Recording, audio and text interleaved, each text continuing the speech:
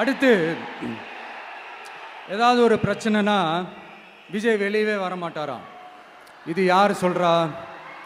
இந்த மற்றும் பலர் கட்சியில் ஒருத்தர் இருக்கிறார்ல, 10 தடவை தோத்து போனாரு,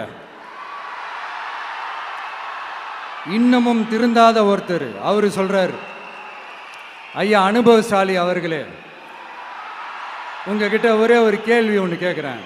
இந்த சேலத்துக்கு பக்கத்தில் இருக்கிற அந்த தொகுதியில் மட்டுமே போய் பதுங்கிக்காம தமிழ்நாட்டில் வேற ஏதாவது ஒரு தொகுதியில் நின்று உங்களால் ஜெயிச்சு காட்ட முடியுமா?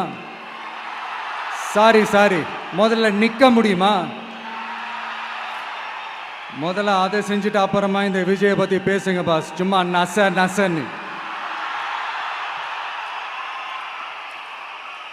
சொந்த தொகுதியிலேயே தோத்துருவோம்னு பயந்து தான் நம்மளுடைய சின்னத்தையே திருடினவர் தானே. அதனால தான் நம்மளோட மன்றத்தில் பல வருஷமாக பயணிச்ச ஒரு சுயேட்சை வேட்பாளரோட சின்னத்தை நம்மளோட தான் அரவணைச்சி ஆதரிக்கிறோம்.